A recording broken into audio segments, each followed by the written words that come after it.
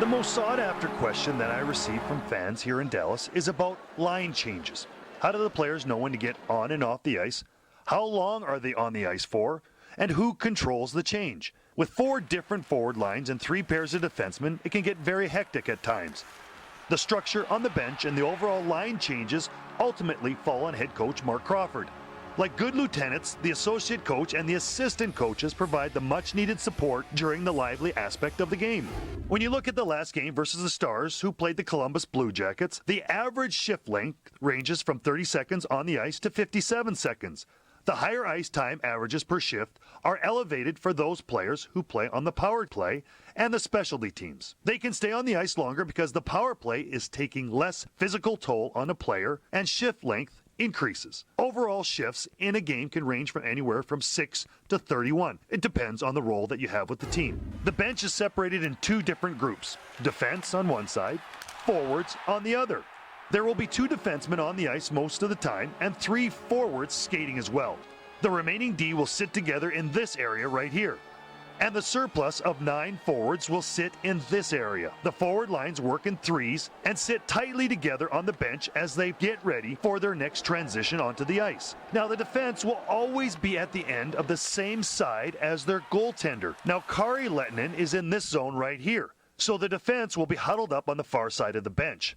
The reason for that is because you need to exchange defense as close to your own net as possible. The same rule applies for the next forward line that is ready to go out for their shift. The 3 guys up next will be in queue, waiting for their turn to get on the ice as close to their goalie's end as possible on the bench. These 3 right here, well, they're up next.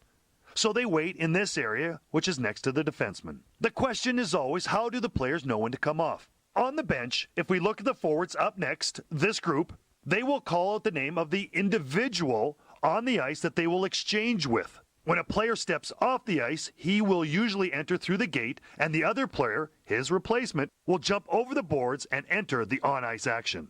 Now what's interesting is the game within the game. It's the head coaches from both teams trying to get certain players on the ice, and we call it line matchups. This is when the coaches are trying to outwit each other by getting the proper soldiers on the ice. Now we mentioned that Mark Crawford steers the entire ship and can call lines and D pairings at any time. He is situated here on the bench, shading over to the forward side. It's tough to handle all players in the game, so you will see 3 or even 4 coaches working the bench at one time at the NHL level. What we've done this year is Charlie runs the defense and I run the forwards. We always communicate with the whole coaching staff before the game about matchups, about who we'd like to see play with who and who we want them to play against. Corrections are made on the bench by Willie a lot of the times. That's his main job on the bench, is he does corrections, and he's giving input to both of us all the time. Stu watches from upstairs for the first period because we want the overview of how things are developing, and then he comes down and he'll also make corrections, and he's acting as a spotter from the ice surface. So he acts as a spotter from up top at the start of the game, and then from the bench from that period on. With the head coach handling the forwards, let's look at the defense. Charlie Huddy will be in this position right here behind the bench and will work to rotate the defense on and off the ice. Charlie works to make sure the correct de-pairing is out and also to give feedback to his troops. My job is just to change the defense, shift by shift, and hopefully make the right decisions, try to get the right matchups out there, and just do some corrections for the D and try to help them out if there's some things that we see, and all the coaches are just kind of relaying message, and we pass them on to the defense. The question is, how do you know what de-pairing you want out there at any given time? We try to watch the other forward line that's coming out before we go into the game. We talk to Mark, and he lets me know what matchups he'd like to see, and we try to do it. It's obviously a little easier at home because we have last change, a little bit tougher on the road, but just the opposition's line that's coming out, we try to match certain D against certain lines. With Coach Crawford working the forwards and Charlie taking care of the D, where does associate coach Willie Desjardins fit in as we see him here in this area on the bench, and what are his responsibilities? I think it varies a little bit. In the first period, I'm down with the forwards, so I'm talking more with the forwards on just different things they need to do and make them aware. And then the second, third period, I'm down with the defense with Charlie.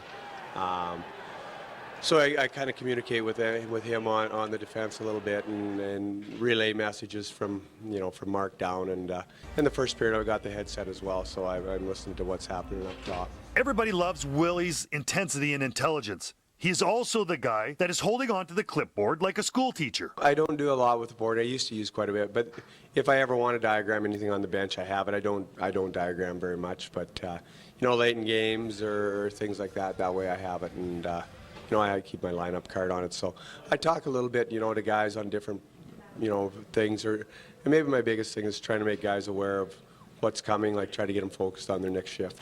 Stu Barnes gets a good look from upstairs in the first. So fans, we don't see him on the bench early in game. He reappears in this area right here, and he discusses what he's doing in the first period and how he brings that information closer to the game. First period, we're just kind of looking for tendencies, things that, we've talked about pre-scouted before the game, what the other team does, any kind of systems, forechecks, neutral zone, mid-zone systems, and kind of basically talking back and forth about that, and then come down for the second and third, and I'm just kind of helping out with the forwards, catching the small things that go by. Obviously, Crow and Charlie and Willie have their hands full with changing lines and things like that, and for me, it's just kind of catching all the extra stuff that gets slipping through the cracks. Another area Stu utilizes his knowledge is that of the all-important first battle of every series, the face-off. He does share face-off tendencies with his key centerman. We usually talk about it a little bit on the bench. The guys are real good about give and take as far as feedback, and we track